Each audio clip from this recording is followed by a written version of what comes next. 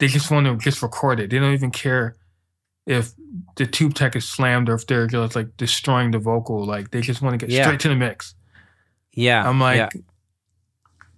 like, that's just one instrument. Most people are just recording vocals and drums and maybe some piano, bass, guitar.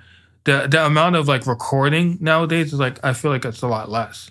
And it's very directional too, right? You know? Yeah, it won't everything be like a whole band. Like one Yeah, guy. everybody's using cardioid mics, right? Like it's yeah. It's a different world, and it's for better or worse, it's where we're at right now, you know. And it's like that's why we're using plugins like Soothe, and I forgot Baby Audio's version of that, what it's called, but like, you know, we're just getting to the creative bit, which is cool because, you know, like, you know, the performance is more important than the sound at the end of the day. Like the, you know, like how the vocalist sings, that's more important. And if they're inspired, like, just let's go. You know, people are using iPhones. You know, the new MacBook Pros have amazing microphones. Even like, just get it in there. You know, sometimes. Yeah, and that's what ends up happening. And so we mixers have to be more creative and kind of problem solve in a whole new way.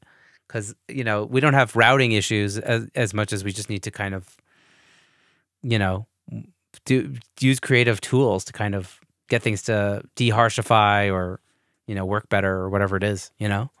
Yeah, just work with the song in mind, you know, just like, there's things that I'm like, okay, you know, I have a template, but the template doesn't really do anything, it's just routing. So I'm like, okay, every song is different, because if I try to have a one-size-fits-all approach, every song is not going to fit into the box the same way. It's like, you know, certain things are go-tos for a reason. They work more so than not, you know, universally speaking.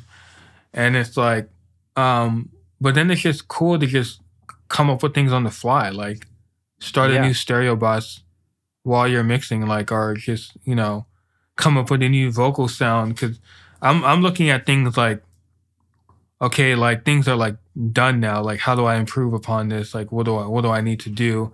And like, we have so many good tools, and it's like, well, how do you get out of the music's way? Like, how do you just make it breathe and make it just do what it has to do, you know, without like overthinking it or forcing to use a plugin because you have it, you know? Yeah. Yeah. Like, I mean, like when you hear a mix that's like a rough mix that sounds so good, and you're not necessarily even hearing real problems, like what's the first thing what are you listening for to kind of get something that's more, I guess, maybe emotionally tuned into the record to kind of enhance it? Maybe that's a hard question to answer. It's a hard question to answer, probably. I just kind of close my eyes and listen to it. I kind of just walk around and listen to it, kind of make these mental notes. The rough mix, what I find more than not, the rough mix has the energy that people want. Like, it has the emotional cues. They're like, okay, the cues are there, but like something's missing.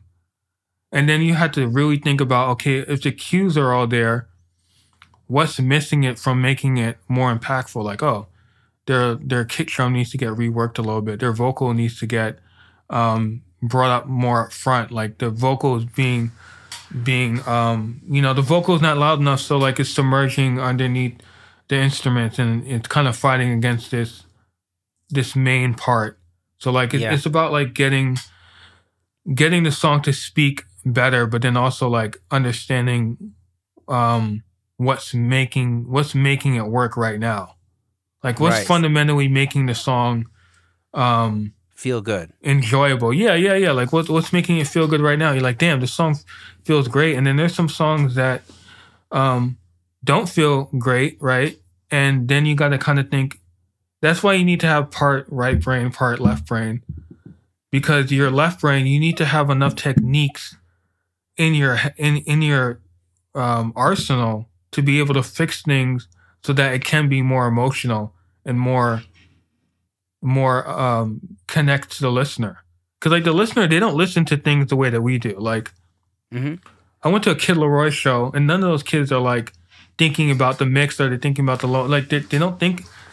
Most people don't think like that. So like, I try to think. I'm like, okay, what's getting me out of the song? Like, the second I'm out of the song, I stop it, and I'm like, okay, what's why did I lose interest right there and then?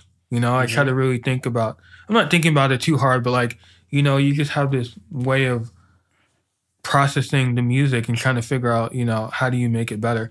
And then I A/B the rough and I play mine, and I get to a point where I have it kind of play, and then sometimes I forget that I'm playing my mix, and I'm just like, oh, I'm really into this song, and I'm thinking I'm listening to the rough mix, but I'm actually listening to my mix. Yeah. But then when I listen to rough mix, I'm out of the song again. I'm like, okay, that's exactly what I wanted to do, like subconsciously. Yeah. That's dope. It's like, oh, I guess, you know, it's like, you know, people talk about like, oh, you're tapping your feet now, or you're starting to get goosebumps, that you're getting close to something. Oh, that exactly, bro. Like, that's exactly what it is. Like, your head is moving, your foot is tapping. That's why, like, when I play a mix, like, I don't even care to even look at them. Like, I could be looking at the side of them. Are they moving? Are they vibing? Are they like, you know?